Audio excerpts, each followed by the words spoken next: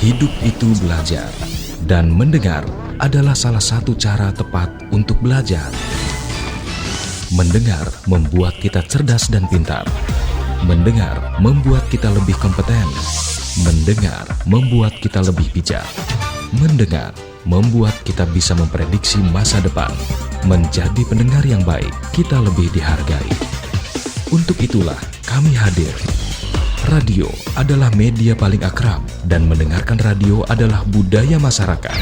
Hiburan, pendidikan, dan informasi adalah menu utama, sehingga radio layak didengar kapanpun. Ayo terus belajar dan tingkatkan budaya mendengarkan radio. Iklan ini dipersembahkan oleh PRSSNI dan radio kesayangan Anda ini. Saya ini lagi banyak masalah di kantor. Pendengar yang budiman, kembali bersama saya di Mereka. Cuma radio yang kasih kamu suara dengan informasi terupdate. Menurut data Share of Ear, radio menjadi media yang paling dipercaya dan banyak diakses untuk mencari informasi dan musik, sehingga menjadikan radio media yang sangat efektif sebagai sarana hiburan, informasi, dan promosi. Radio, satu suara, berjuta telinga. Pak, nanti kita belok kiri aja ya. Jangan lewat jalan besar. Ditutup katanya. Lagi ada demo. Terus nanti di depan Bapak belok kanan. Soalnya sebelah kiri ada orang rusuh bakar-bakar ban. Bentar dulu nih Kak. Mending kita dengerin dulu nih traffic info di radio. Halo pendengar, kembali ke Traffic Info. Menurut informasi TMC hari ini, jalanan lancar dan isu demo yang menyebar di media sosial ternyata tidak terjadi. Stay tune dan dengerin terus lagu favorit kamu. Lah, kok lancar sih? Padahal tadi pas gue baca di berita online. Makanya Kak, kalau mau tahu berita paling akurat, ya dengerin radio. Beritanya udah pasti akurat lah. Perkembangan informasi yang semakin pesat kadang tidak diimbangi dengan berita yang akurat. Nah, di radio kamu bisa mendengarkan berita akurat, bukan yang sesat. Radio, satu suara, berjuta telinga. Yuk denger radio. Pesan layanan masyarakat ini dipersembahkan oleh Persatuan Radio Siaran Swasta Nasional Indonesia. Bener sayang, kemarin itu aku cuma sama temen-temen. Mana mungkin aku selingkuh. Yakin? Yakin, aku kan sayang sama kamu. Berani disumpah deh. Kamu bohong. Hah? Buktinya kamu melirik ke kanan. Emang? Orang bohong bisa dilihat dari matanya. Ketika menjawab pertanyaan kemudian bola matanya melirik ke kiri, kemungkinan dia berkata jujur. Tapi kalau melirik ke kanan, lebih besar kemungkinannya dia berbohong. Karena otak kiri berfungsi sebagai auditory memory, sedangkan otak kanan fungsinya untuk kreativitas. Makanya kalau bola mata kamu ke kiri, kamu sedang berusaha mengingat sesuatu. Sebaliknya, kalau melirik ke kanan, bisa jadi kamu sedang mengarang cerita lain. Karena bagian kreativitasmu sedang bekerja untuk berbohong. Ngerti? Kok kamu tahu sih sayang? Tahu lah, aku kan rajin dengerin radio. Mendengarkan radio bisa bikin pintar. Ayo terus belajar dan tingkatkan budaya mendengarkan radio. Iklan ini dipersembahkan oleh PRSSNI dan radio kesayangan Anda ini. Dit, nih orang-orang kok ngomongin suara apaan sih? Suara hati kali, Syah. Itu Svara, S-V-A-R-A, bukan suara. Nah, apaan lagi tuh suara? Nih ya, gue liatin deh ke lo sekalian. Di sini lo bisa dengerin radio favorit lo, bisa live chat sama penyiarnya juga, terus sama pendengar yang lainnya juga. Seru tuh. Terus lo juga bisa dengerin podcast-podcast yang seru, juga bisa dengerin musik-musik favorit lo. Wah, pantesan orang-orang pada ngomongin suara. Download juga ah. Download Svara sekarang juga di Play Store atau App Store. Kamu bisa dengerin radio, podcast, dan musik gratis.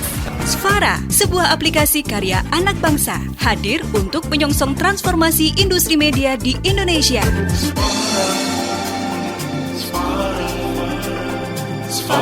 Pesan ini disampaikan oleh PRSSNI dan Svara bekerja sama dengan Menkominfo dan Baycraft.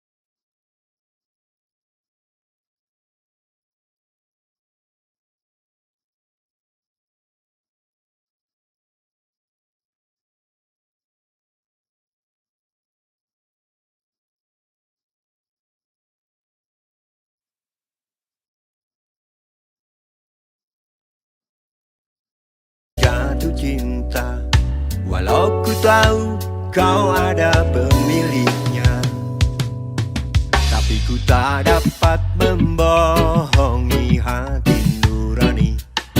Ku tak dapat menghindari gejolak cinta ini.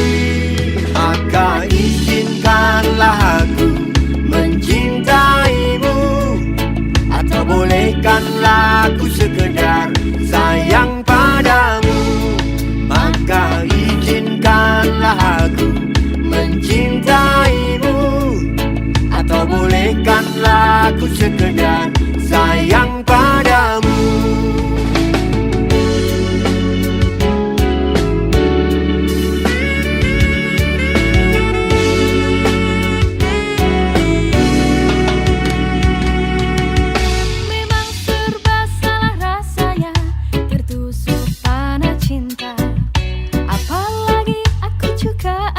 Pemiliknya, tapi ku tak mampu membohongi hati nurani.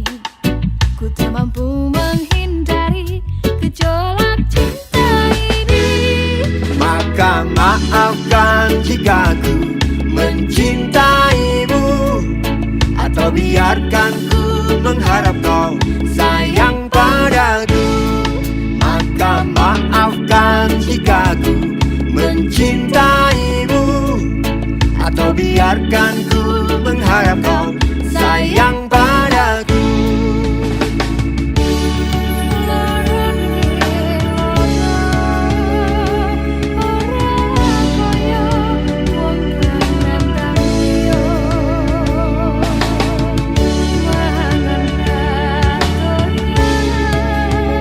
Raja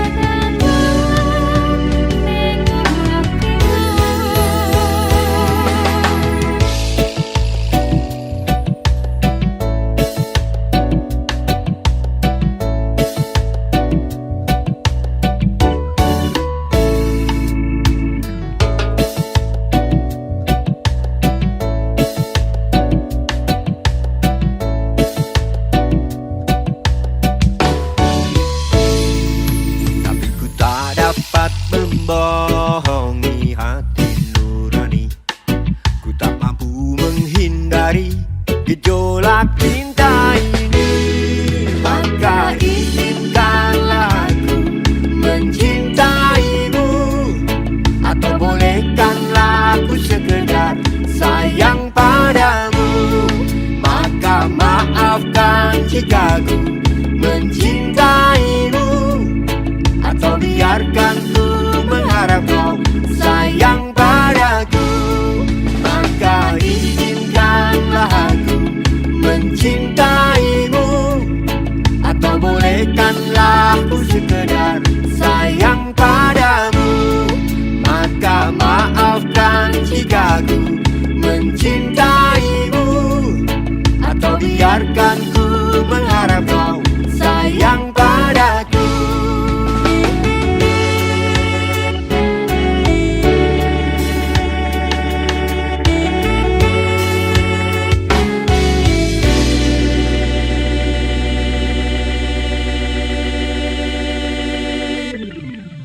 Ya, selamat malam para pendengar nongkrong bareng ya. Kalau cinta menggoda, nah, versi reggae. Ya, kalau cinta menggoda gimana itu? Ya, itu Kenapa kayak bang? lagunya.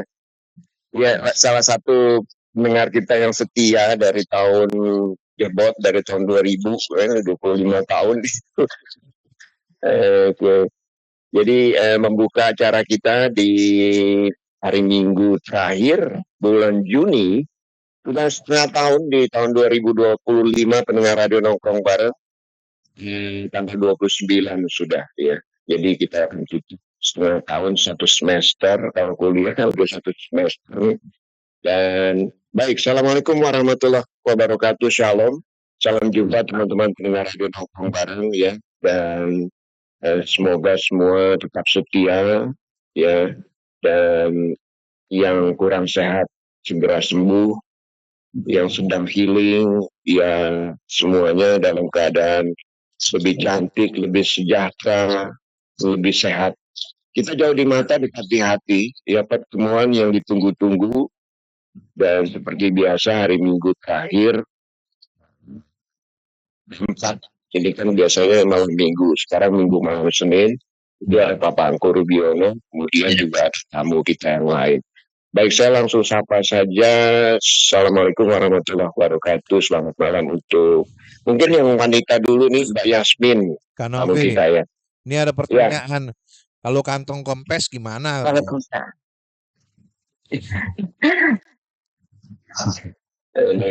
Mbak Yasmin ntar yang jawab. Mbak Yasmin. Ya, selamat malam Mbak Yasmin. Selamat malam juga Pak Salang, Novi, ya Pak Bu. Salam. Ya, selamat malam Pak Pangku. Assalamualaikum.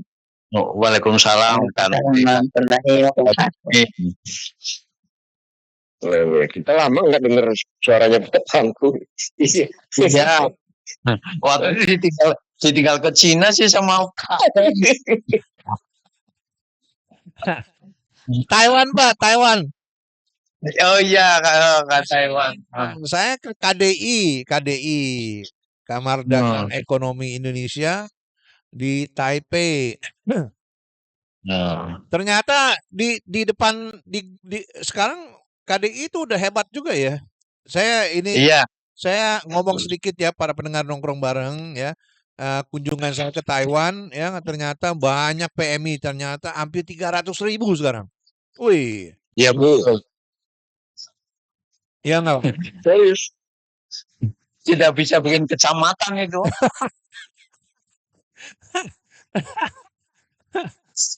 Ternyata saya dibawa sebelum naik ke kantor KDI di lantai berapa Pak? Saya lupa itu, baru ke sana. 10 ya? Kalau KDI lantai 6, terus imigrasi lantai 2, terus ruang pamernya di lantai 1. Oh iya, bawah lantai pamerannya lah. Waktu zaman nggak ada itu di bawah ya? Belum ada. Belum ada. Iya. Saya ketemu ada mbak-mbak yang udah 25 tahun di sana. Di bawah sebelahnya ada 7-Eleven. Dia nggak di Oh iya, ada betul. 7-Eleven Kanopi di depan ada 7-Eleven di depan Iya. ada warung warteg. Iya nggak? Iya. Saya ada 300.000 ya. Gila tanya banyak yang ini banyak yang makan di situ ternyata. Padahal Lumayan ya. nggak diusir sama 7-Eleven tuh dia bilang yang di seven yang kasirnya katanya teman saya sendiri katanya jadi kayak di Jakarta dong ya. Itu ciri khas Indonesia itu. Iya. Seru juga. Ada koneksi di dalam ya. Iya. Jadi atau kantor dagang ekonomi Indonesia sudah berkembang ya, Kasem ya. Wah. Sejak zaman papangku tinggal di sana. Iya. Artinya bukan cuma infrastrukturnya ya. Warung pun udah buka di sana ya bisnis. Bapak kalau si Mbak itu. Saya kalau yang samping 7-Eleven saya kenal itu orangnya. Iya, gila. Saya bilang, Mbak, datang ke sini naik apa? Naik mobil katanya. Parkirnya di mana? Sebelah sana katanya. Sebelah. Naik mobil kan. Gila nggak? Sehari bisa dapat 60.000 NT. Oh. Gila, 60.000 NT. Bayangin. Mereka jualan makanan. Hanya makanan. Jadi nasi Padang gitu. Oh, iya. Iya. Ya belilah. Kalau cuma mobil-mobil aja dan butuh kan. Iya. Bapakku bagaimana tuh kesannya mengenai seperti itu? Bapakku yang udah meninggalkan Taiwan. Ya jadi dulu awal mula sedikit cerita dulu di Nehu itu kita cuma ada di lantai 6 kantor dagang, tapi karena jumlah TKI bertambah, akhirnya imigrasi buka perwakilannya di lantai 2 khusus untuk penanganan paspor dan segala macam. Dan kemudian karena berkembangnya industri juga Indonesia, terus lantai bawah buat pameran. Iya sekarang juga buat pameran lantai bawah. Iya betul. Dan saat itu kan terus ciri khas Indonesia kalau ada kegiatan kan mesti ada warung kecil entah bentuknya apa. Itulah kita salah satunya ada yang masuk gitu loh. Dulu waktu lantai 6 sebetulnya juga ada, cuman dia agak sembunyi-sembunyi. Sekarang udah terbuka. Ya, di imigrasi pun dulu seingat saya ada minuman gratis kalau untuk tenaga kerja yang ngurus paspor atau apa itu ada minuman gratis. Iya, pendengar radio nongkrong bareng ada yang mau ke Taiwan, nambah jumlah di sana, monggo ya, yang ada di Hong Kong. Pendengar kita sih ada yang di Taiwan. Kenapa Pak? Sebentar lagi pemilihan samad. Iya. Udah kabupaten itu Pak. Oke. Dari Taiwan kita ke Hong Kong. Ada Mbak Yasmin di Hong Kong. Sekali lagi Mbak Yasmin, selamat malam ya. Mungkin boleh memperkenalkan diri dari tinggal di Hong Kong di mana, kemudian kerja di Hong Kong berapa lama, dan bagaimana perasaannya Mbak Yasmin bekerja dengan majikan-majikan di Hong Kong. Monggo Mbak. Bukan. Ya Pak. Selamat malam Pak. Selamat malam Pak Novi. Selamat malam Pak Pangku. Selamat malam Mbak Yasmin. Ya. Kenalkan saya asli dari Lampung. Asli Lampung juga. Dan saya kerja pertama kali di Singapura 1 tahun. Pindah ke Malaysia 4 tahun. Istirahat di kampung dulu 2 minggu, 3 minggu. Saya tidak boleh sama keluarga saya ke Hong Kong. Terutama bapak, saya masih SMP. Saya nggak punya lagi pendamping. Udah, tadi itu nggak diingetin Pak. Itu saya selama di PT Saya nunggu 1 tahun Pak, 6 kali 6 kali ganti majikan di cancel. Saya juga tidak tahu kenapa. Saya selalu dapat majikan setiap ujian yang ke sana.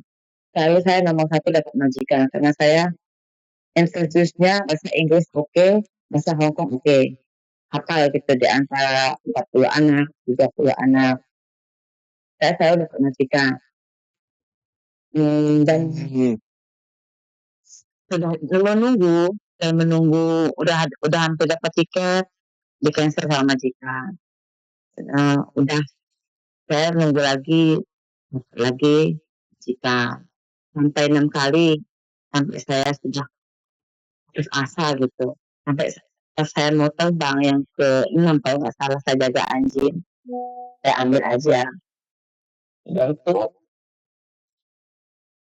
saya meninggal terus malam-malam dan serangan jantung. Jadi saya tidak pulang dulu. Sampai 1 minggu pulang ke Lampung. Itu sudah 1 tahun saya menunggunya. Belum, udah hampir 1 tahun, 10 bulan lah. Akhirnya saya pulang dari New Hari, saya disuruh ke Aceh. Biar saya pulang ada tiket. Sudah itu ada tiket tapi selama untuk sebulan nggak diterbang-terbangkan. Saya penasaran lagi nih, ada apa? Saya kan PTT saya dipercaya sama office gitu ya, yang bebenah gitu beresin di office. Saya lagi penasaran. Saya lihat map yang di office itu kan saya dekat sama mem juga. Nama saya ada 2 anak yang di cancel terbang ke Hong Kong. Nama saya sama nama teman ada. Sudah itu saya ampun, sampai saya ngamuk Pak, sampai saya nggak mau makan. Gitu. Ya itu maka saya sampai lama saya kerja di Hong Kong 16 tahun. Kalau bisa sewaktu saya masih sehat saya mau kerja, saya nggak mau pulang Pak.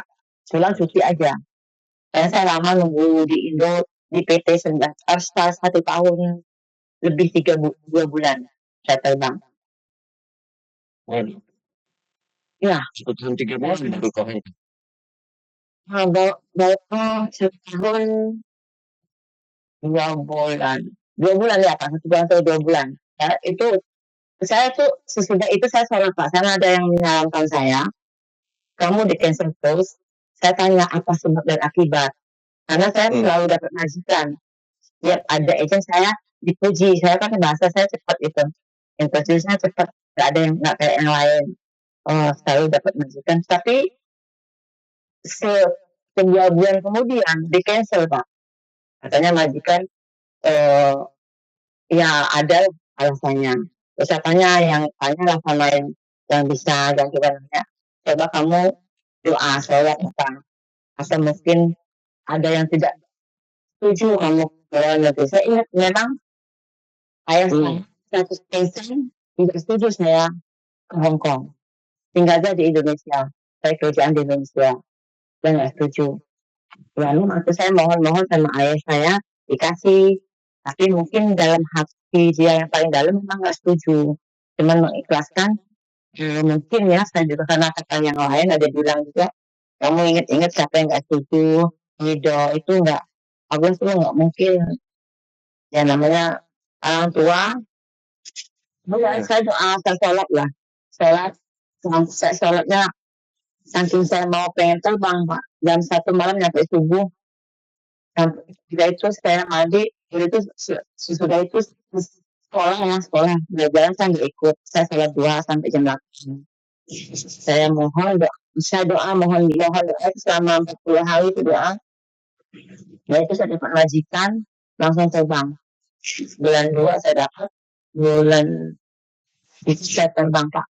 Yang majikan pertama tapi ada anak 2, bayi sama yang 1 tahun. Oke.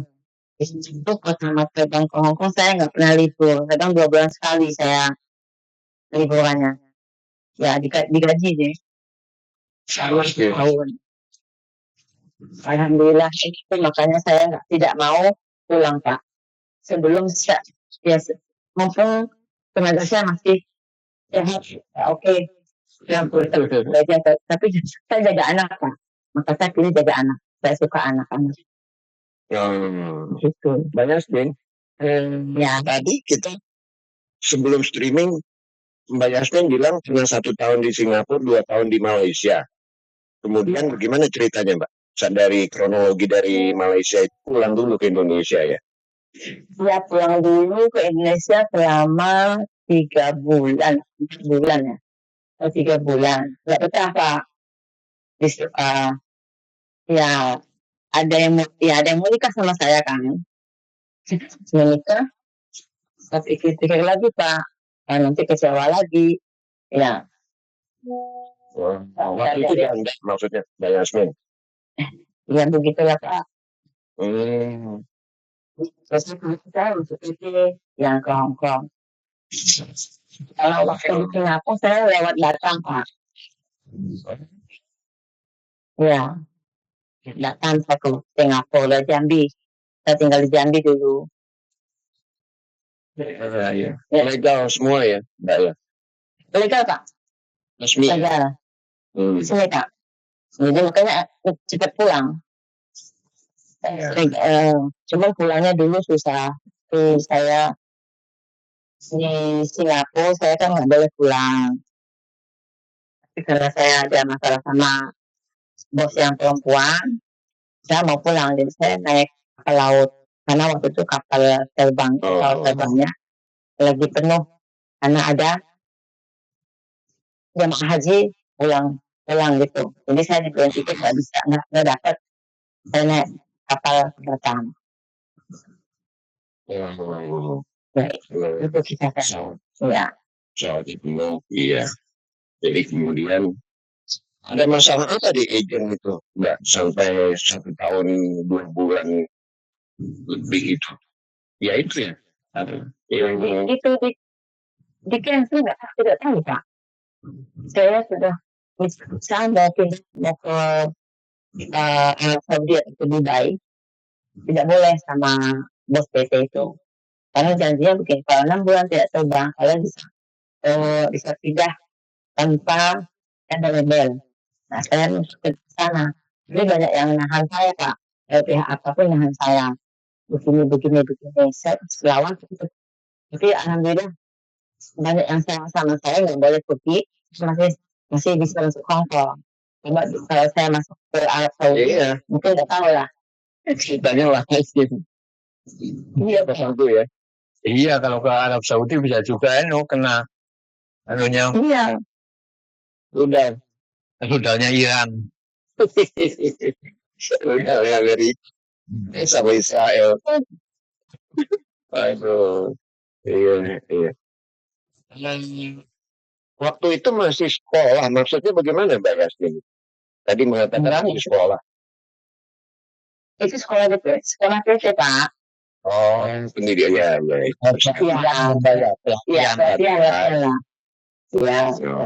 Ya, tiap pagi sekolah kayak anak kuliah Pak. Di PT saya. Harus pakai sepatu celana panjang. Iya bagus dong ya. Iya kayak anak kuliah. Pokoknya pakai sepatu celana panjang, pakai kaos kaki.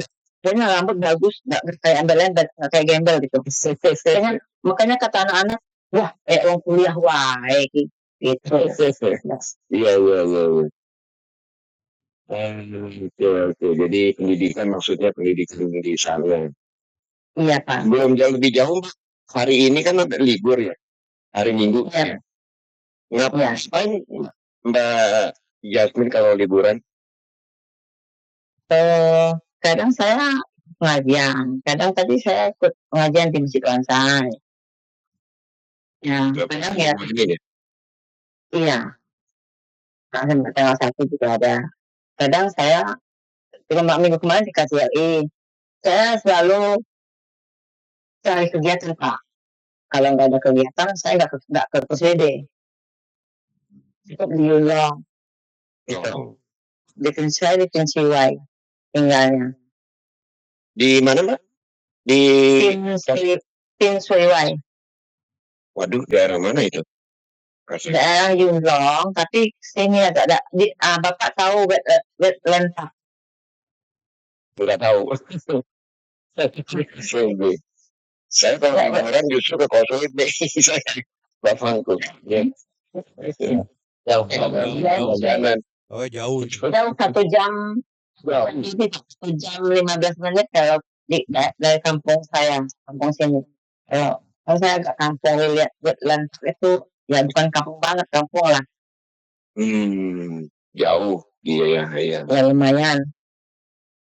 16 tahun di Hong Kong. Iya. Ya. Itu berapa kali ganti majikan sebelum dua majikan. Yang pertama majikan saya 4 tahun, jaga anak 2 bayi sama anak umur 1 tahun, 1 tahun sama bayi. Oke, 4 tahun. Oke banget lah. Soal ekonomi juga buka tangannya gitu saya. Cuman tapi dia butuhnya 4 tahun aja. Tapi tetap baik sampai saat ini tuh. Anak-anaknya kadang telepon saya WA ke sini, saya ulang tahun, saya mau ngecek kamu makan. Kadang saya malu. Ya ke sana kadang saya kalau ke sana setahun sekali untuk waktu apa? Lebaran Cina. Ya Imlek aja. Kadang saya malu ke sana. Anaknya gede-gede udah SMP Pak, anak SMA sekarang aku. Iya. Enggak, tapi kan majikan saya masih itu butuh saya waktu itu. Kamu kenapa tiap bulan aja ke sini? Saya malu, saya udah malu. Kayak gimana? Emang dia soal tangannya itu terbuka itu enggak sayang gitu Pak. Jadi saya malu gitu. Orang baik justru kita menahan diri malu ya. Iya, beda sama yang ini Pak. Saya ya, kita kan orang Indonesia begitu. Kalau majikanku yang ini, saya betah 16, dia jalan 16 tahun. Walaupun dia tangan keduanya tertutup gitu. Ya tapi saya betah karena nyaman, enggak bawel. Gitu ya, walaupun saya cuma naik gaji aja, saya nyaman. Makanya kata teman-teman yang di bawah dari saya, sok wes 12 tahun melok CS mono gajimu mene-mene nggak apa-apa, saya nyaman kok. Kalian kan baru datang kan gajinya ada 6.000 Pak, 6,5 yang jaga nenek yang jaga saya. Diam aja, saya nyaman di sini tetap nyaman. Sudah. Iya. Lalu dalam 14 tahun dan 12 tahun dan 4 tahun itu pulang ke Indonesia. Ada berapa kali libur Mbak ke Lampung? Saya 3 kali Pak. Karena 3 kali. Itu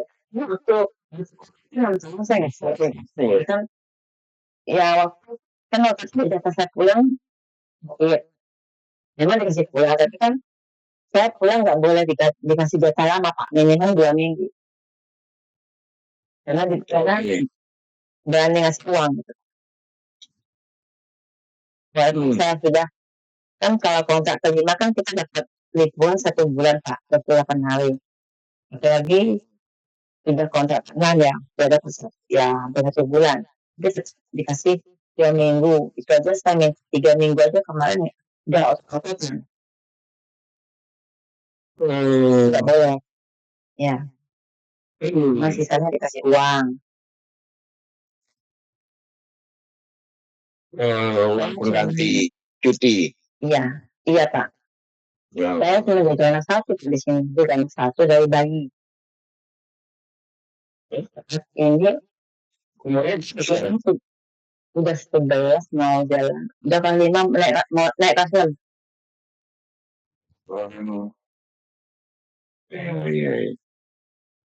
Dari bayi? Iya Pak, dia pas lahir dia apa ngambil saya kan belum finish, nunggu saya 5 bulan. Saya bilang kalau nggak mau nunggu saya kan mau pulang Indo dulu 2 bulan. Jangan kamu finish itu langsung masuk ke rumah saya aja. Nggak mau. Kalau kamu mau sama saya, tunggu saya nggak apa. Kamu cari yang lain aja. Saya juga bisa cari majikan masih banyak. Saya mau pulang Indo dulu. Ya udah kalau kamu pulang 1 bulan aja dah, jangan 2 bulan. Oke, dan masih mau nunggu saya. Jadi nunggu saya 5 bulan Pak dia. Jadi anaknya umur 5 bulan. Masih bayi banget ya. Iya. Dia pernah ngambil anak, dia pas hamil 8 bulan ke 9 bulan ya. Anaknya mungkin dia ngambil yang muda Pak. Muda yang masih cantik. Nah, dengan 2 bulan di sini, gelagatnya nggak baik. Dia jam 6 pagi sudah ke bawah nemuin cowoknya anak Pakistan. Tahuan sama bos laki. Terus kalau siang jam 11:30 dia pamitan. Saya mau makan siang di McD sama itulah cowoknya yang bos yang perempuan kan nggak suka. Nah gitu lah.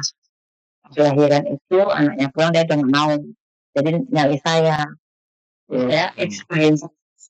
Saya kan pengalaman saya jaga anak 2 di Hong Kong belum finish.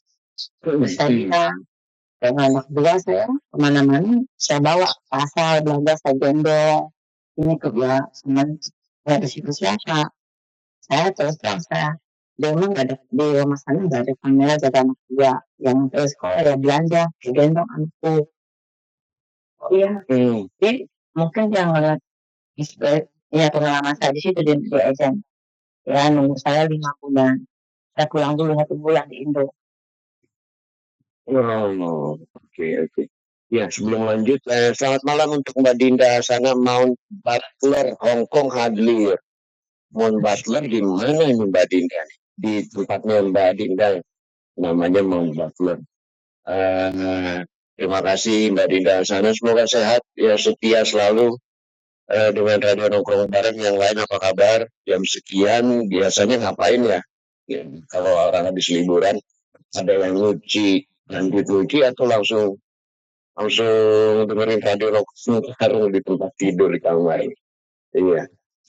Begitu ceritanya. Jadi Mbak Jasmine itu menghabiskan waktu liburnya harus ada kegiatan atau kalau enggak justru enggak kemana-mana gitu ya, dan cukup jauh. Dan pengalaman jaga anak itu kita bisa milih ya, kita menjaga anak, kita menjaga orang tua gitu, bisa milih ya. Bisa Pak. Tergantung kita pengalaman atau keinginan kita. Iya. Kita juga pernah ngobrol dengan seorang migran Indonesia di acara ini. Tuh jaga anaknya gitu. Apa sih namanya suka lompat-lompatan, disabilitas. Jadi disabilitas mental dan disabilitas fisik. Waduh, kadang-kadang ngamuk sendiri. Itu anaknya juga peduli, iya. Bersyukur ya Mbak Jasmine yang menjaga anak yang biasa aja dalam prosedur normal gitu ya Mbak. Iya, alhamdulillah. Alhamdulillah sekarang sudah 11 tahun. Kalau di Taiwan rata-rata selain jaga anak jaga orang tua ya Pak Angko ya. Iya, yang paling banyak kan jaga orang tua sebetulnya. Karena aturannya seperti itu, bukan jaga anak. Itu kan dulu aturannya kalau belum berubah, jadi ada orang tua di atas 70 atau yang harus dijaga 24 jam dan punya anak kecil 2 baru bisa ngambil gitu. Mengambil pekerjaan di luar. Kembar kayaknya Pak. Maksudnya anaknya harus kembar. Ya kembarnya sih nanti enggak sih. Enggak jadi. Aturannya gitu, tapi mungkin sekarang sudah berubah karena jumlahnya sudah semakin banyak. Karena sekarang kan ekonomi juga agak berat, jadi mungkin suami istri kerja, jadi ini harus ada orang lain yang harus membantu di rumah. Iya. Jadi biasanya kalau di Taiwan itu orang tua tinggal sama anak gitu, seperti di Indonesia. Kemudian anaknya kerja dua-duanya, gitu papangku ya. Jadi Ada seperti itu, ada juga yang orang tua memang tinggal sendiri, jadi di rumah aslinya anaknya bangun udah punya rumah sendiri, cuman dia secara rutin mungkin biayain orang tua. Biasanya itu akan dijaga 24 jam. Karena yang di Taiwan rata-rata itu kan yang dijaga memang seperti harus ke apa ya, mungkin karena penyakit, mungkin juga karena usia lanjut, yang harus sering kontrol ke rumah sakit gitu. Kontrol ke rumah sakit, minum obat, terus kayak terapi gitu. Jadi harus rutin dijagain. Hanya liburnya susah. Betul. Bukan sehat walafiat ya si pasien. Ya betul. Si padikan tersebut. Biasanya nggak boleh ngambil biasanya walaupun sudah umur, tapi kalau sehat biasanya nggak boleh ngambil dulu. Pada waktu itu peraturan tersebut. Ya, betul. Sekarang harus ada surat dokter kayaknya. Iya betul, surat dokter yang menyatakan itu. Karena itu persyaratan. Karena mohon maaf mungkin dulu Taiwan itu ada aturan, jadi kalau dibiasakan ngambil orang lain nanti keluarga ini jadi agak malas juga gitu, nggak bertanggung jawab dengan keluarga. Makanya dengan ada surat dokter, alasan yang lain baru boleh ngambil. Beda dengan Indonesia, asal punya duit kan boleh ngambil siapa aja. Oh iya. Semuanya boleh diambil. Iya. Iya, maksud saya kalau di Hong Kong sedikit berbeda. Karena mereka bekerja seperti masak, belanja, kemudian bersih-bersih rumah, begitu kan. Kalau yang jaga orang tua ya jaga orang tua aja, mungkin ya papangku ya. Ya, mungkin kalau ada waktu lenggang orang tuanya dijaga tidur atau apa, dia mungkin baru-baru bersih-bersih rumah, masak gitu. Tapi kalau enggak ya hampir semua rata-rata menjaga orang tua, betul ngawasin, betul mau jalan kemana, maunya apa. Ya, gitu. Iya, betul. Iya. Kalau Mbak Yasmin melihat teman-teman ada nggak yang jaga orang tua aja? Atau justru kerjaannya overload gitu, jaga orang tua juga, nyuci mobil juga, masak juga. Ada dari pengalaman Mbak Yasmin? Mungkin bisa ada Pak teman saya. Ada Pak teman saya yang ada dua yang dekat di bawahnya, bawah saya. Dia jaga cuman nggak ada anaknya, ada cukup. Tapi belanja cuman waktu nggak bayar setiap saat. Ya paling 2 hari sekali. Yang satu juga sebenarnya cukup jaga orang tua, jadi bawa main ke taman atau ke bawah, terus olahraga, udah itu pulang istirahat jam 1. Ya bisa sih Pak jaga orang tua di sini. Ada yang satu jaga, itu teman saya dari Lampung juga, dari Jawa Lampung. Dia jaga orang tua, tapi dia jaga anak satu ya majikan laki perempuan. Tapi saat ini dia karena neneknya sudah nggak bisa jalan, udah kemana-mana pakai kursi roda. Dia juga sudah 6 tahun. Dulu masih saya jadi kemana sama nenek. Anaknya 2, tapi nggak dijaga sama begitu dijaga banget. Masih ada ibu bapaknya. Itu dalam satu rumah Pak. Dan saya, iya anak kecil udah kita kelas 5 atau 4 ya, 4 atau 5. Cuman saya kalau ketemu pagi, ketemu siang kalau saya antar sekolah gitu ya, dia udah bawa neneknya ke taman. Atau siang dia dibawanya ke belanja yang dekat, kemana ke Ilka, kalau jalan. Saya nyapa, mau kemana? Saya kalau siang kan jam 11 antar nasi ya ke sekolahan. Kemudian dia bawa pulang. Mau nyapa, Iya, dari makan, kalau nggak dari makan. Dan saya mau ke sekolahan kalau masih pakai udah pakai kursi roda Pak. Ya, ya, tahu ya, tapi dia saya lihat dia kalau ibadahnya siang sama nenek. Ya, satu keluarga nenek, bos laki, bos perempuan, anak satu yang udah lima. Saya nggak begitu paham, tapi udah gede dulu sih. Terus gua Iya, iya, iya. Artinya saya juga kenal Mbak Yasmin nih atas referensi atau dikenalin sama Mbak Puji. Ya, Mbak Puji Rahmawati kalau nggak salah. Suci Narpendi lah, nama Mbak Puji.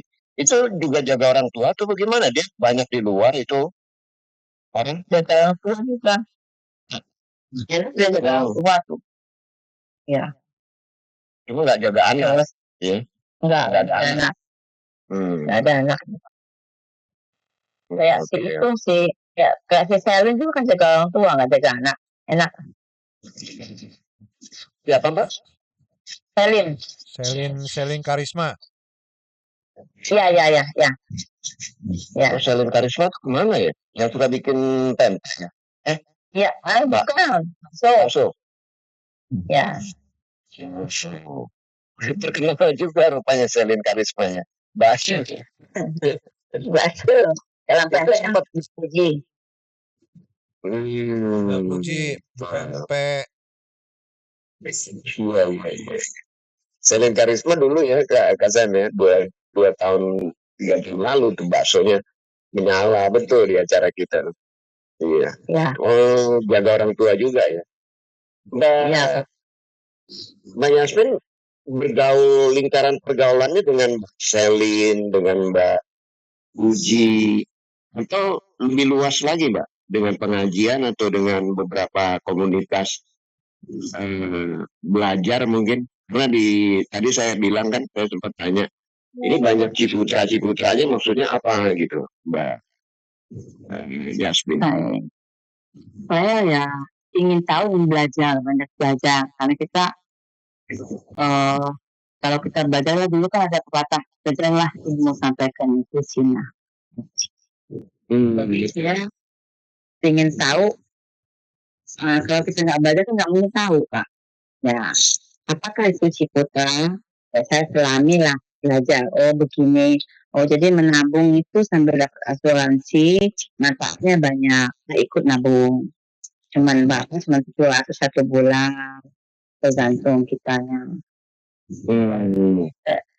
Saya dulu banyak pengajian Pak. Kalau lagi 5 tahun yang lalu saya di pengajian. Terus saya diajak gabung ke organisasi waktu 2004 2019 Pak. 2019. Karena ada ajak Osin. Osin sambel. Iya. Kan dia tahu saya suka gabung gitu. Saya suka banget untuk lintas alam. Alam-alam saya tahu untuk pengajian untuk nggak sayang-sayang. Saya kalau mau kegiatan saya pasti jalan, pasti ikut. Kalau itu penting. Karena saya dulu di MC juga. Dan itu saya ikut. Saya bilang sama Osin, saya bisa ikut situ waktu lagi pemilu 2019 Pak. Saya bisa ikut, tapi saya 1 bulan itu di minggu ketiga saya nggak bisa ikut. Mungkin bisa saya cuman siang jam 2 karena saya di pengajian, lagi aktif di pengajian saya aktif. Tapi nggak boleh ya. Tapi akhirnya saya paling aktif sendiri di antara anak buahnya Osin itu ya. Yang paling aktif saya di mana-mana. Ada kegiatan kampanye dulu kan saya pasti hadir di Tinhal di mana jauh-jauh kan 2019. Dukung siapa waktu itu Jokowi atau Prabowo? Ya dulu 2019. Iya gitulah Pak. Oke, 2019 rame. Iya, ya Mbak. Saya kan paling suka gitu Pak. Walaupun saya ikut pengajian, saya aktif di pengajian dulu. Walaupun saya nggak boleh kosong, saya pasti hadir jam siang, jam 2, jam 3 saya pasti datang. Waktu di Tinhau. Di mana ya, yang ujung sana lupa saya, yang ujung sendiri mana aku lupa. Saya hadir sudah jam 2 itu, datang jam 2. Pasti datang saya sedang itu. Nah, dibilangin tuh, oh iya, yang paling aktif tuh Bu Jasmine, yang lain nggak aktif, yang aktifku kata si Osin. Nah, ya, aku bilang aku pasti aktif, ternyata kami nggak mungkin dari awal, karena saya ada pengajian kayak gitu. Waktu saya akhirnya saya udah itu saya oke, saya pergi umroh, udah itu saya nggak begitu aktif lagi. Ya aktif, masih aktif tapi nggak begitu kayak dulu. Dulu saya pasti tiap minggu tuh di pengajian, mana-mana pengajian saya pasti ada. Sekarang saya nggak begitu aktif, tapi saya masih ke masjid, ke kemana ada pengajian saya pasti datang. Saya di organisasi ya oke, ada di kegiatan di KJRI datang, ada kegiatan di KUSB apa gitu, ya ada undangan tuh, saya pasti datang. Saya pengen tahu ilmu apa manfaatnya untuk kita dan untuk masa depan. Tapi kalau saya ikut putra itu saya lebih sukanya di situ Pak, karena banyak manfaatnya. Tadinya saya tidak suka. Tidak suka apa, saya tidak suka. Putra itu kan kita kan belum paham. Saya belum paham tadinya, jadi makanya saya tidak suka. Kalau Ciputra itu apa sih? Isinya di dalamnya apa? Nah, kita apa? Namanya di Hongkong kan banyak juga abal-abal Pak. Saya ikut. Ya, betul. Ya, terus udah itu saya pahami di dalamnya itu ada apa. Selama 8 bulan itu mendalaminya.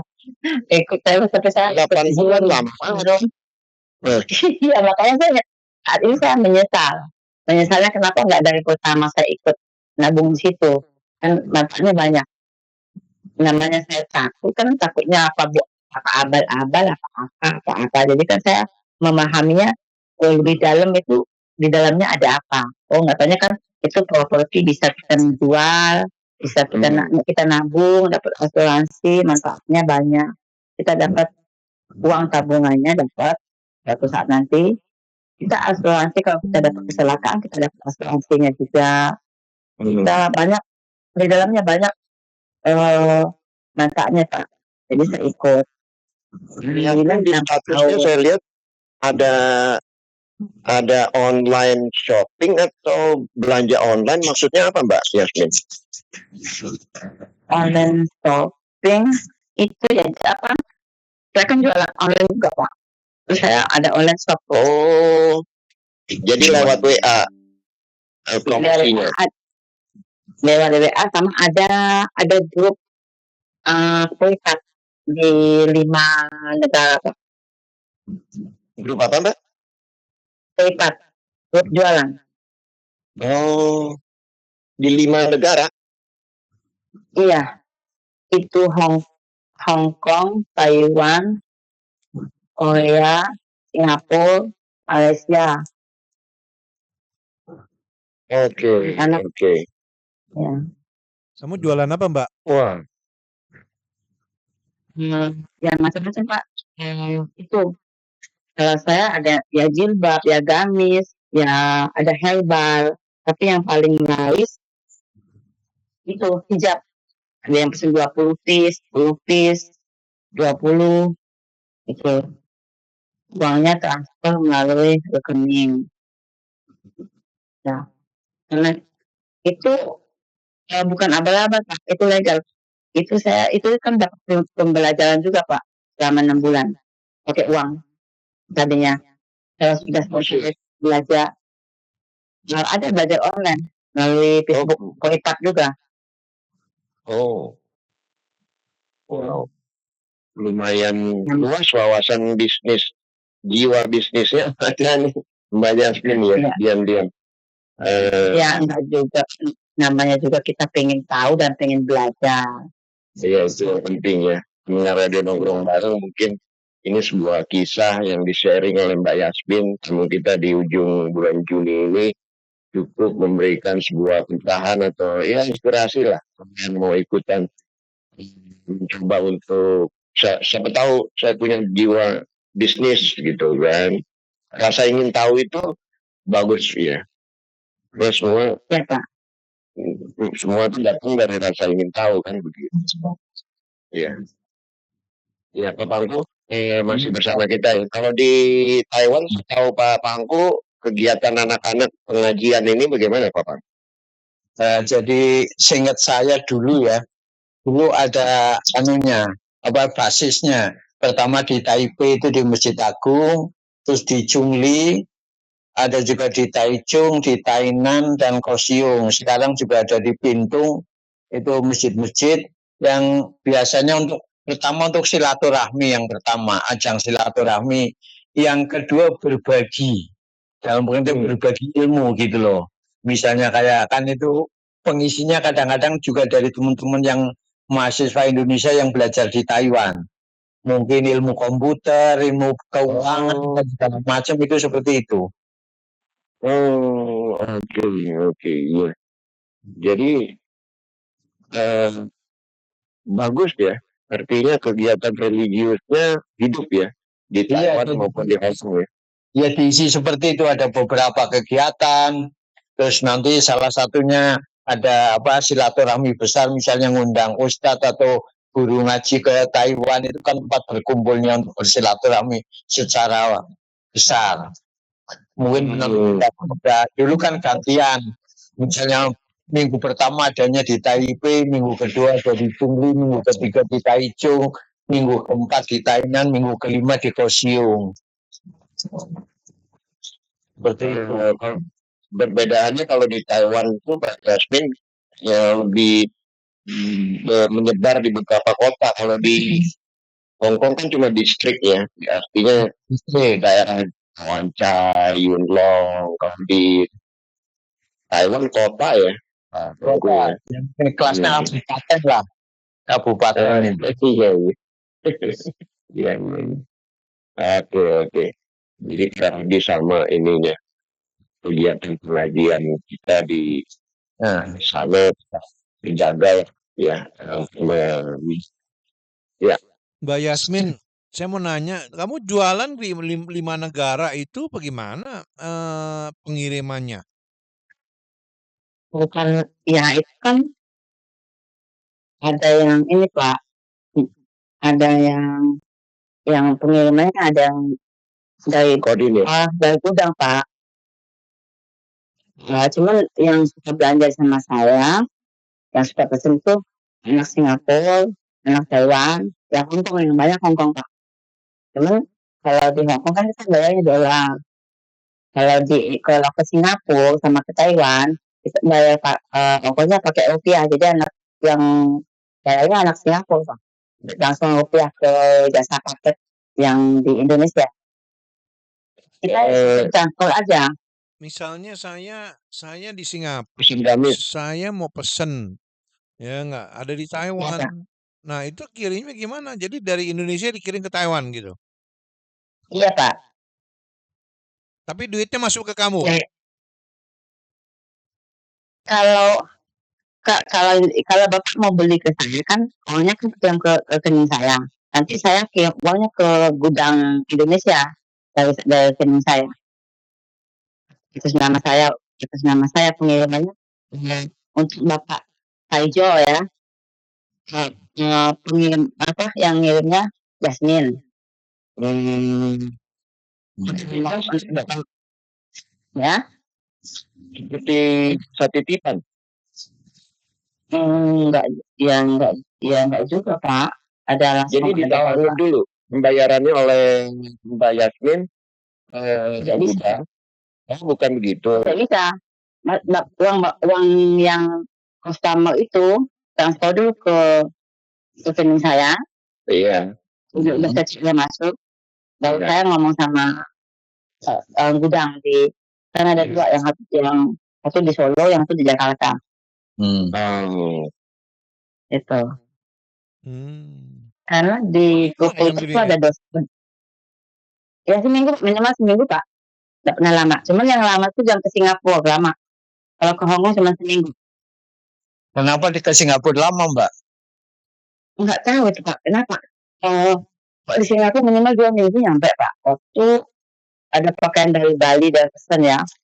Uang pengirimannya kan 150. Ada 200 ya. Ongkos kirimnya dari Jakarta ke Singapura. Sampai lebih dari seminggu Pak. Pengirimannya kan Kamis atau Rabu ya. Kalau datangnya kadang minggu depan. Jadi 13 hari, 10 hari lah. Karena kita kalau di sini kan Kamis pengiriman ke Hongkong ya, Minggu kan udah nyampe. Kalau di Singapura lama, minimal Selasa atau Kamis. Kalau saya selalu selalu tanya sama yang di gudang.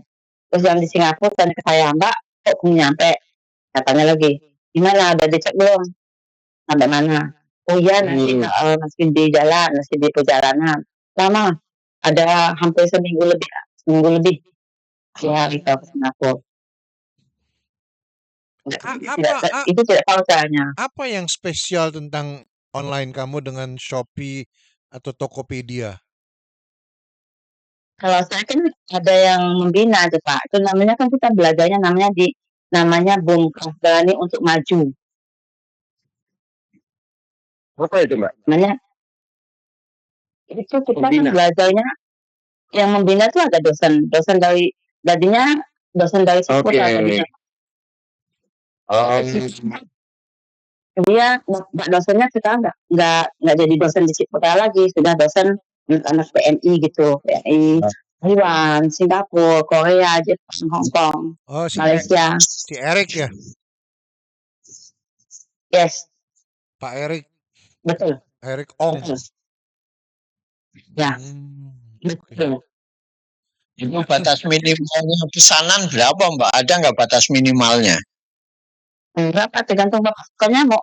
Karena gini, kan di dalam grup itu kan ada dia ngeliat di pasarnya kan itu pasarnya kan ada banyak jualan. Nanti dia Mbak aku pesen ini. Kadang kalau hijab nggak bisa satuan, minimal 10. Kalau baju bisa satuan, satu setel, dua set, satu set, gitu bisa. Tergantung. Tapi ongkosnya kan yang nanggung yang pesen Pak. Jadi satu kan lebih mahal. Iya makanya saya bingungnya tuh kenapa ya orang mau beli dengan kamu, kenapa dia nggak langsung aja ke Shopee atau Tokopedia? Lebih murah kalau nggak tahu juga Pak. Di situ lebih paling percaya karena di grupnya pasar Bengkel itu nggak mungkin nipu Pak. Kalau nipu mesti ketemu Pak. Kan bukan nipu. Yang di Shopee, Tokopedia itu kan pasti udah paling murah itu. Ya, kurang tahu juga Pak. Kurang tahu juga ya. Oh. Yang kasih katalog atau ini jadi detail nih, kita bicara mengenai e-commerce atau online shopping. Saya juga pengen tahu, penasaran. Kalau kita kasih foto, terus mereka pilih fotonya di WhatsApp itu ada 12 item atau bagaimana di grup itu? Foto detail di grup Facebook ya katalognya. Tapi ini pulsa, jadi nggak ada. Iya, tapi nggak ada yang lihat. Yang lihat cuma ada anak-anak yang gabung di grup aja. Jadi grup Facebook saya yang lain kalau tidak berteman nggak ada karena privat khusus. Orang lain nggak bisa masuk kalau nggak gabung di situ, kalau nggak belajar di situ. Iya, selamat malam Mbak Putri Solo ya. Kita juga ada yang bergabung nih Mbak Yasmin kakakku ya. Iya siap. Joplo Wele Sentral hadir ini. Joplo juga dari Ciputra nih. Saya sudah dengar podcastnya nih kalau nggak salah. Tapi bukan agensi ya. Kenal ya dengan Joplo. Nah. Ya, pastilah. Banyak kelihatannya pergaulannya luar biasa nih, semuanya kenal. Iya. Ya, Tukang biasa aja bakso, Pak. tukang sambal, tukang pempek, semuanya pengajian, sampai shopping online, online shopping. Iya. Oke, terima kasih untuk yang sudah kasih namanya respon dan ikut berpartisipasi komen-komen di Facebook. Bisa berinteraksi juga ya dengan Mbak Yasmin malam ini. Masih ada durasi ke depan. Nah, ya, mungkin ingin kasih respon atau bagaimana. Ada Pak Pangku juga. Kalau di Taiwan pernah terdengar nggak Pangku ini online shopping? Kan katanya ada di Taiwan ya Mbak? Ya, hampir sama sebetulnya. Kalau dulu kan, ya sekarang itu ya mungkin ya grup-grupan gitu lah. Mungkin saya punya grup itu sebenarnya kalau saya bilang ya mungkin kayak karena sudah saling percaya, mungkin Shopee segala macam itu kan kelasnya sudah pengusaha besar. Kalau ini kelasnya kecilan, jadi antar kita membantu kita juga gitu. Iya, iya. Yang sudah UKM, akrab lah. Iya, UMKM, iya. Ini bagus ya, salah satu gerakan yang bagus Mbak Jasmine. Artinya membantu produk produser Indonesia untuk bisa mengekspor gitu kan, minimal ke sesama orang Indonesia. Bagusnya lagi kalau bisa sampai ke Saudi, mana luas sananya. Mungkin begini Pak Pangku, kalau saya mau beli durian lebih ke Mas siapa yang di sana di Musangking daripada saya beli di Shopee misalnya. Iya, iya betul. Keakraban itu dirawat dan dari keakraban antar manan inilah terjadi satu kepentingan bisnis ya, kepentingan bisnis jual beli dalam pengertian seperti itu Mbak Yasmin ya.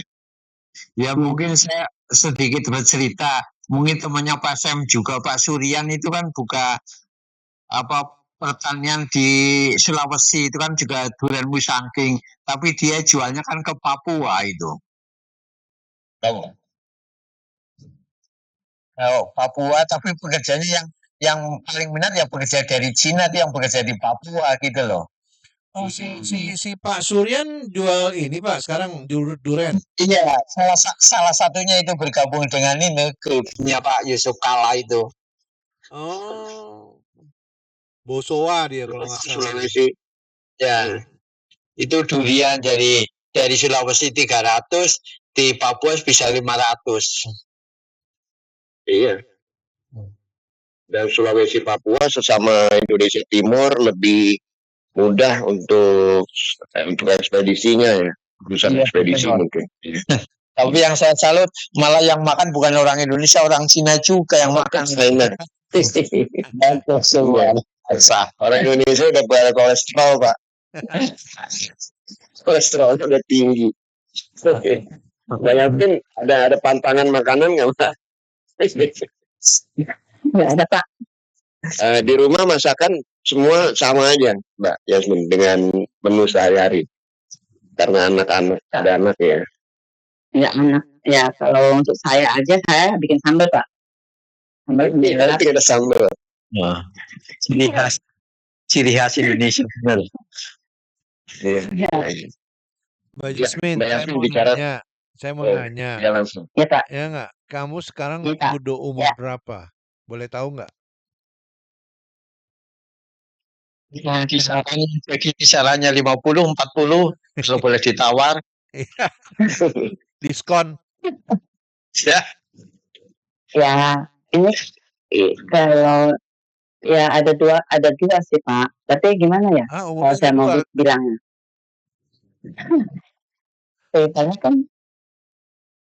Misalnya kan lucu kalau dari PT kan diganti, dimudahkan gitu Pak. Dibikin mudah. Iya. Iya. Kisarannya aja mungkin 40, 50. Jangan berdalih PT dari kamu lahir oe. Aslinya 5 jalan 57 Pak. 5. Waduh. Waduh. Iya. Maka saya tidak pernah ngomong takut nanti 57 masih di Hong Kong. Insya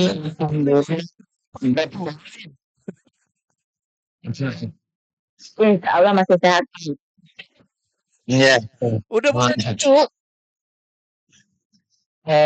Cucu sih kalau cucunya adik ada, kalau cucu saya belum mau nikah, mau kerja dulu katanya. Oh gitu. Abangku ada yang nanya nih, kenal nggak sama Ujang Kardi di Chungli? Kalau dari Kunci Narpendi nih, Mbak Puji menanyakan nih, produk MCI. Kalau saya nggak begitu paham nih, tapi kalau kurdinya saya pernah dengar dari Chungli ada yang namanya kurdi sama kardi gitu. Tapi produknya saya belum yakin itu. Iya, oke. Ya, Mbak Suncin, Pak Pangku belum begitu paham. Ya mungkin masanya berbeda. Iya, makanya. Iya. Ya, kita kembali ke Mbak Yasmin. Ini usianya masih niat di Hong Kong berapa lama lagi Mbak Yasmin? 5 tahun. Ya, ya sekitar 6 tahunan, Pak. 6 tahun, 57, 6 tahun, jadi 60 berapa itu? 66? 63. 63. Iya, sehat. Doakan sehat, Pak. Selalu mendoakan sehat. Iya, amin. Iya, semoga selalu sehat. Iya. Ada kan Hong Kong ya pada nggak mau pulang. Iya. Kan banyak teman-teman saya, teman dekat saya juga pulang 1 tahun di kampung ke sini lagi, Pak. Kalau udah tua kan sudah susah, nggak bisa masuk Hong Kong lagi, Pak. Kalau sudah 55 udah nggak susah. Kalau kita di sini walaupun umur 60 masih bisa di Hong Kong. Asal jangan pulang. Iya, betul. Ada pulang di Indo setahun, umur 60 udah nggak bisa masuk Hong Kong. Balik lagi 55 susah. Jangan juga susah, Pak. jangan balik lagi ke Hong Kong, di Indonesia jadi bos. Ya, namanya juga manusia.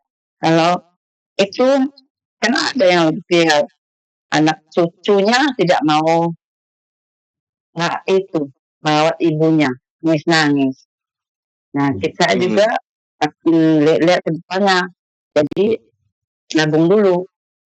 Usaha, jadi kan kita sudah punya tabungan hari depan, hari tua. Nah, udah cukup. Alhamdulillah bisa. Cuma satu niat saya yang belum kesampaian, saya belum itu pengen naik haji dulu.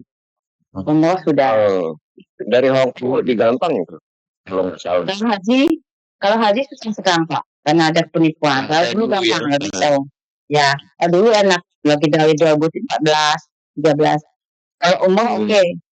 Umur gampang dari KCI saya sudah lebih mudah. Ya, mudah. Kalau haji lagi susah karena udah ada kejadian. Iya.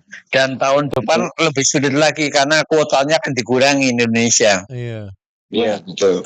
Oh. Waduh. Sekarang kan sekitar 250.000 apa berapa gitu. Mungkin akan berkurang. Itu niat saya cuma satu itu, Pak. Saya sehat-sehatkan badan saya. Saya lagi niat. 57 usia, oke. Jadi iya. Tapi kan kalau kita cari terus nggak pernah cukup ya, Mbak Yasmin. Artinya, saya pengen nih nanti kalau udah begini, nanti kalau udah begini kita pengen nih antar kalau udah begitu. Waduh, udah begitu, udah begono. Manusia akan nyampe pada tujuan gitu kalau nggak memutuskan. Tapi ya itu kembali ke masing-masing si individu sih. Saya rasa harus ada planning ya. Saya planning jadi istilahnya dijadwalkan. Oh, saya harus punya begini ya. Ada yang kayak bukannya sorry ya Mbak ya, bukannya saya ini. Cuma saya istilahnya 57, 6 tahun lagi 63.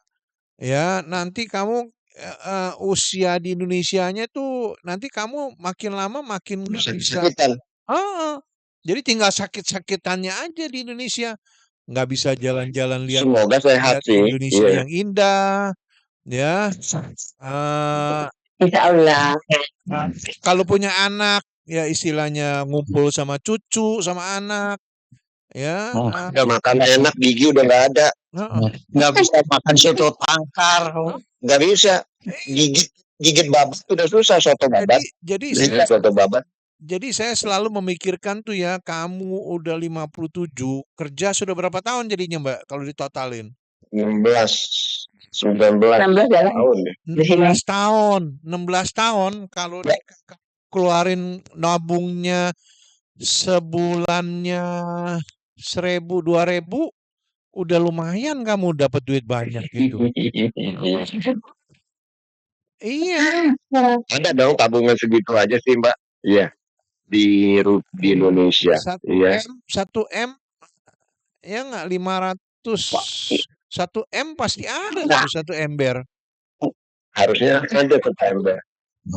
Ya ada Pak, namanya juga kan banyak kebutuhan Pak.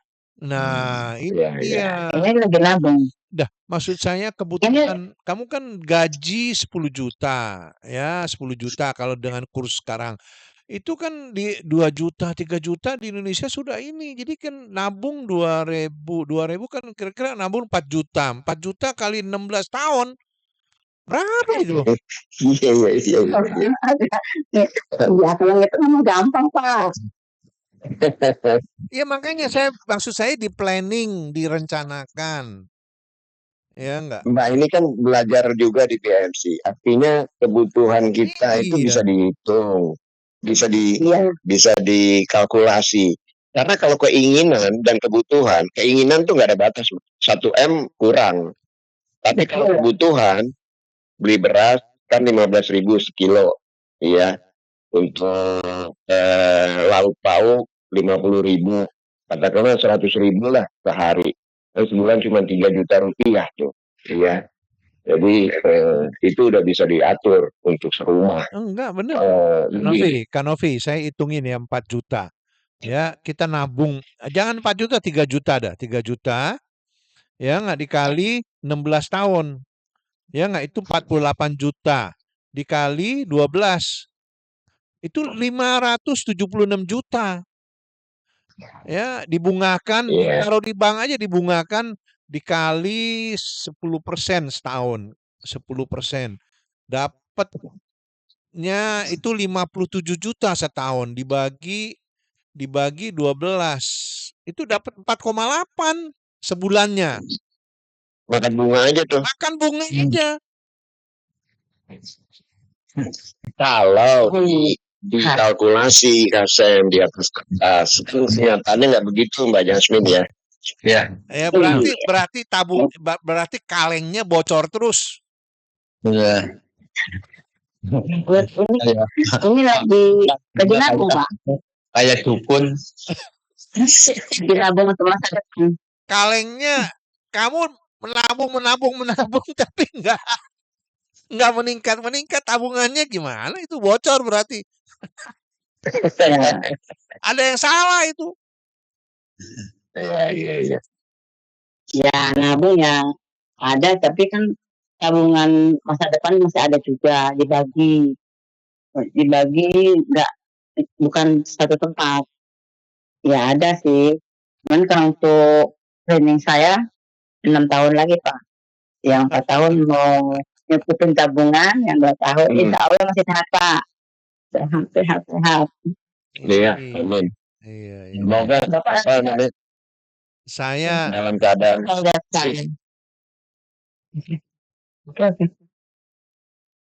gimana kalau mungkin ada sawah, ada ternak atau apa, ya set lah begitu. Karena kalau dalam bentuk rupiah udah pasti deflasi itu, artinya inflasi maksud saya. Iya Pak. Nilai rupiah itu ketika 16 tahun 1 juta banyak dulu ya. Sekarang 1 juta. Harga mobil aja udah 200 juta gitu kan. Misalnya begitu kalau diukur dari sisi situ. Oke, Mbak Yasmin, dan pendengar radio nongkrong bareng kita masih dengan Pak Angkum, Mbak Yasmin, Kak Sam, saya kita bicara akhirnya masuk pada bagaimana perencanaan keuangan dan perencanaan hidup ke depan setelah usia. Pendengar kita, bukan pendengar, tamu kita ini kebetulan sudah cukup umur, udah matang, ya tua belum, udah matang. Wah, kalau kelapa tuh makin tua makin berminyak, ya, dan banyak pengalaman. Nah, yang paling penting adalah investasi ilmu, karena kalau uang habis, ya, kan habis tuh. Dalam sebulan juga 2 minggu habis 1 M juga. Tapi ilmu, mungkin Mbak Yasmin ada sedikit yang ingin disampaikan mengenai sharing mengenai apa yang didapatkan dalam 16 tahun ini selain uang. Ya, saya alhamdulillah yang saya dapatkan udah punya rumah 2. Cuman niat saya aku yang belum kesampaian lagi nabung untuk haji. Kalau untuk masa depan saya sudah nabung. Niat saya kan untuk membantu membangun musola. Sudah saya tabungkan. Itu untuk musola. Saya tidak sanggup untuk bilang masjid. Saya bangun musola aja. Sekian juta. Itu untuk ya kalau saya besok tidak ada lagi gitu. Saya udah niatkan ke sana. Dan juga untuk masalah warisan sudah saya siapkan. Itu manfaatnya saya nabung. Cuma untuk masa tua saya besok saya sudah ada juga, walaupun nggak pakai lah. Ada sekian juta. Insya Allah.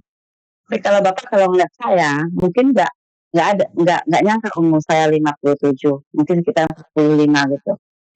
Itu awet saya. Iya. Saya. Memang di foto juga kelihatannya masih muda. Saya juga kan 57. Kegiatannya juga macam-macam ya. Jadi semangatnya yang penting ya Mbak ya.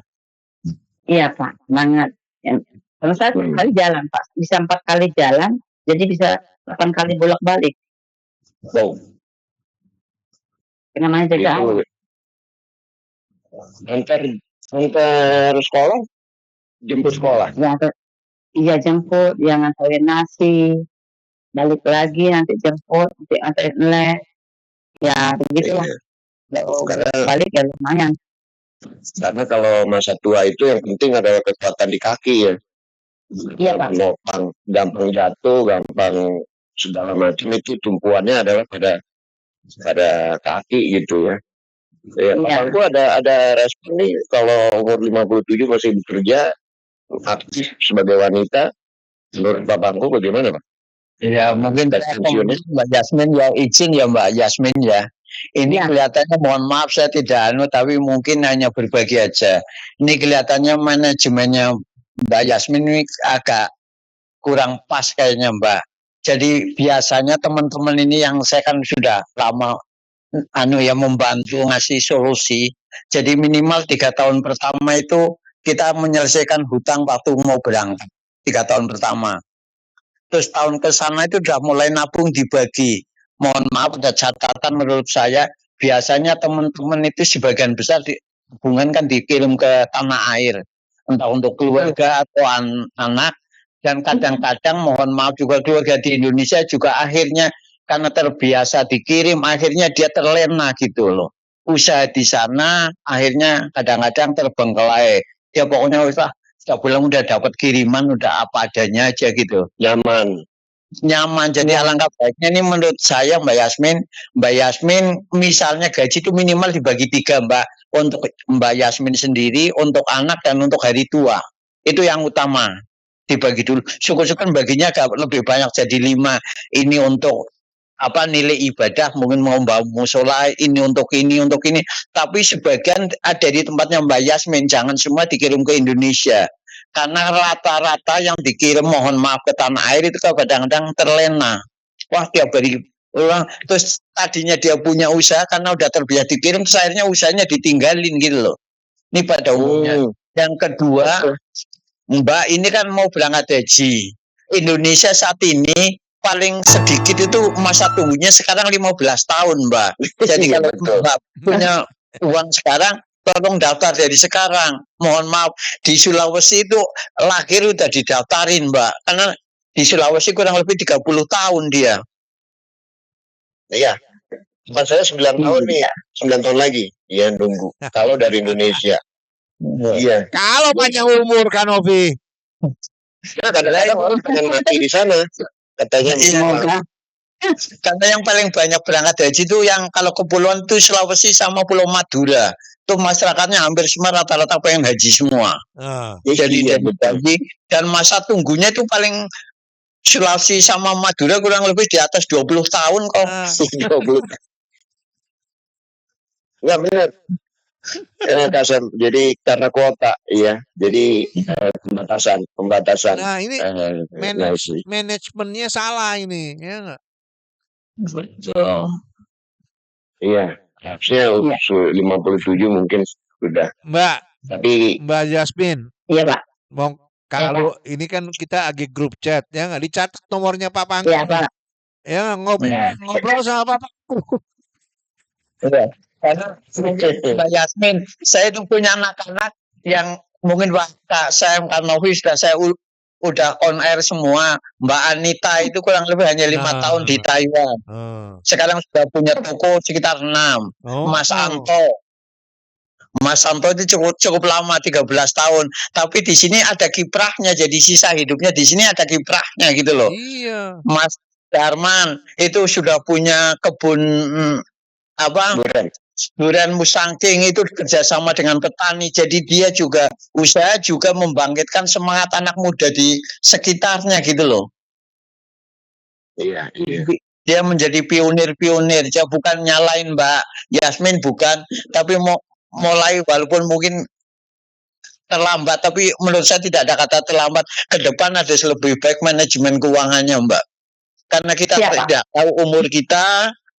Dan juga dikontrol juga, dikirim ke Indonesia uangnya itu dikontrol betul. Bukan kita tidak percaya, tapi orang kita kalau udah megang uang kadang-kadang tidak amanah gitu loh. Tidak amanah. Ya, kebanyakan Pak. Iya. Iya.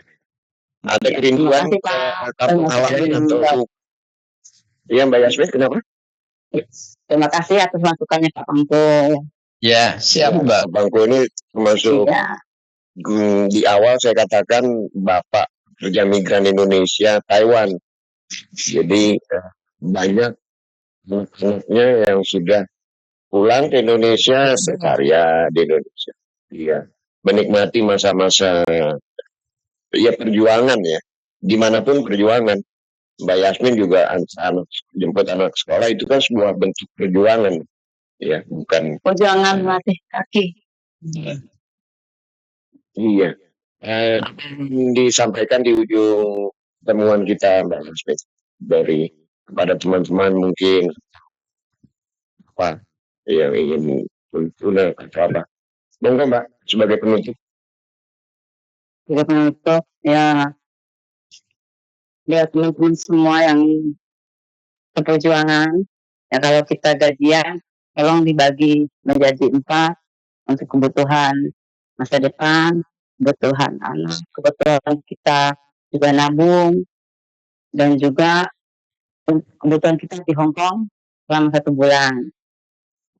Ya, setelah kita sampai pulang ke Indonesia, tidak kembali lagi ke Hong Kong, kita akan buat usaha di Indonesia. Usaha buka toko atau jualan, atau kita buka hotel makan, atau pertanian, tergantung passion kita masing-masing. Itu pesan dari saya. Iya. Saya juga namanya udah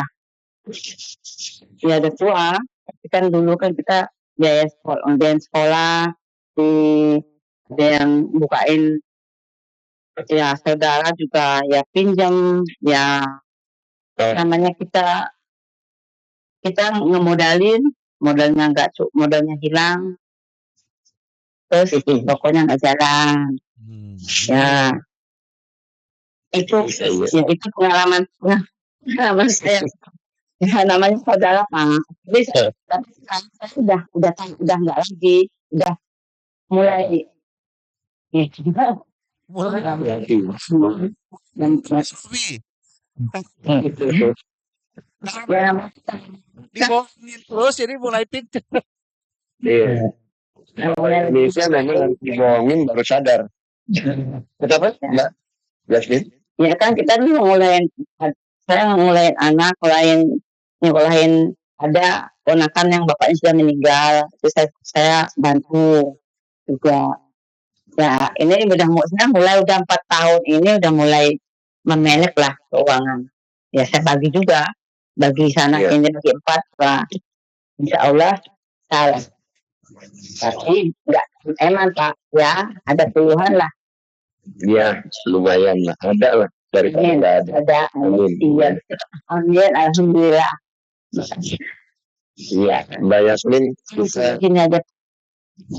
radio nongkrong bareng, berharap Mbak Yasmin sehat terus sampai nanti ya masanya pulang ke Indonesia masih sehat, masih bisa gigit atau babat ya, giginya masih lengkap dan sehat rakyat selamanya, tergapai naik hajinya dan ya semua impiannya tergapai ya. Dan baik, waktunya diluangkan setelah liburan tadi cukup melelahkan, besok kembali beraktivitas. Terima kasih Mbak Yasmin ya. Wassalamualaikum warahmatullahi wabarakatuh. Selamat malam. Ya. Masih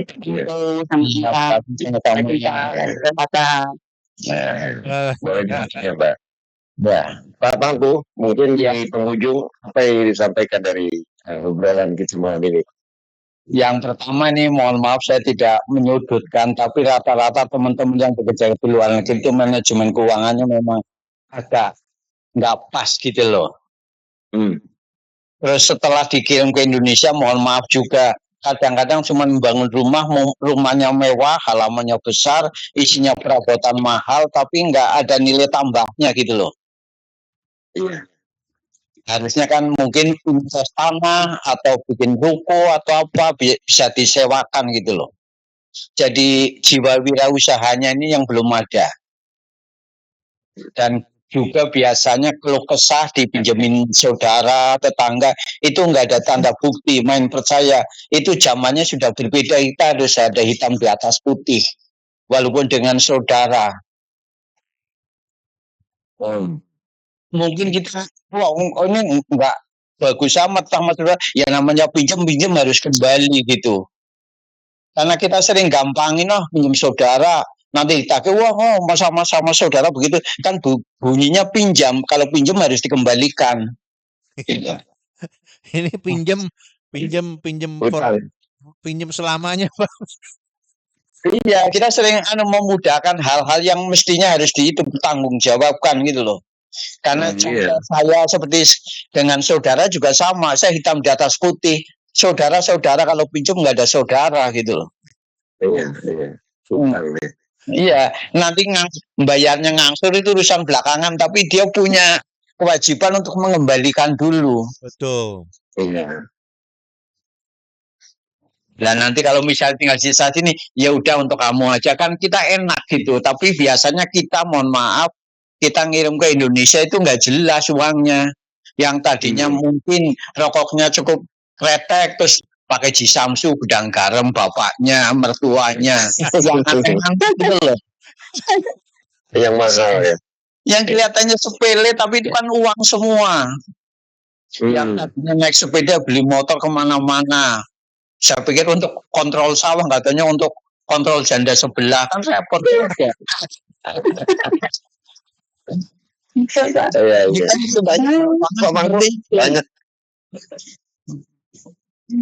Banyak. Oke, masuk ke pantun ya Pak. Iya, ini saya tutup dengan pantun aja ya. Besi baja, besi tembaga, semuanya ada harganya. Hari ini saya bahagia bisa mengudara bersama. Bantal guling tertata rapi di atas kasur kamar sendiri. Suami istri saling mengerti, hidup rukun sepanjang hari. pergi kerja pakai rapi, sepatu hitam semir sendiri. Salam hormat saya buat Kasam dan Kak Novi. Kalau dapat proyek tolong saya dibagi. Dan hanya bisa untuk DP calon istri. Terima kasih. Selamat malam. Siang. Kalau ada cara tolong saya diundang biar bisa ikut berdendang. Terima kasih. Terima kasih Bang Angko. Iya waktunya. Baik. Iya. Pendengar Radio Nongkrong Bareng menarik ya. Edisi akhir bulan ini tahun 2025 bersama Pak Pangku dan Mbak Yasmin. Terima kasih atas semua yang sudah jangan lupa di-share sebanyak-banyaknya agar ada manfaatnya kepada yang lain, karena ada mungkin di seseorang di pojokan yang butuh inspirasi. Orang bijak mengatakan temukan harta karun di balik pedihanmu, di balik hancuranmu. Pasti banyak kalau kamu mencarinya. Dan persikan sama terima kasih, kami ucapkan terima kasih. Arigato. Wassalamualaikum warahmatullahi wabarakatuh. Terima kasih semuanya. Selamat malam, selamat istirahat ya. Semoga besok dan di minggu awal ya, minggu awal itu jadi kerjaan udah harus disiapin dari sekarang ya. Terima kasih. Bye. Selamat malam. Selamat malam. Ya.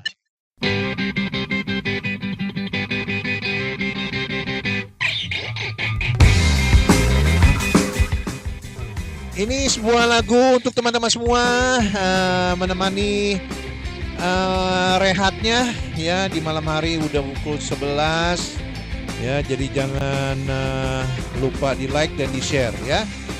Thank you, bye.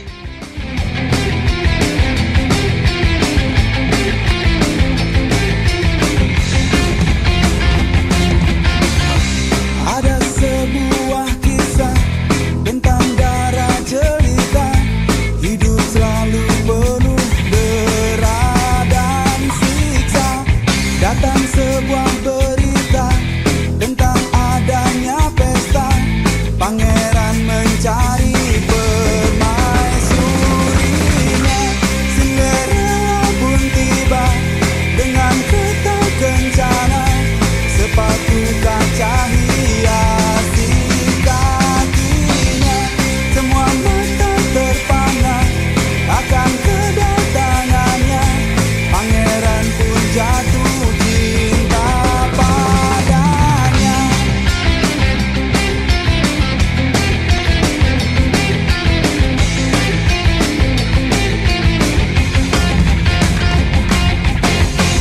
Waktu terus berganti, dentang jam pun berbunyi.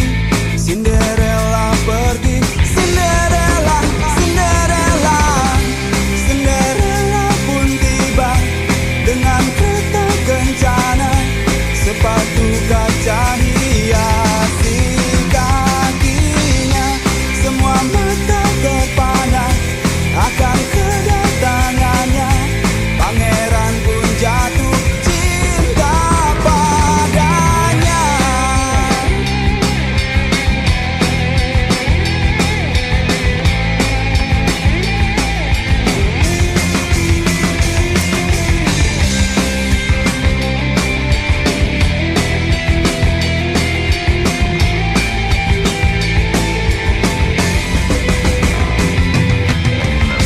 Cinderella pun tiba dengan kereta kencana, sepatu kaca hiasi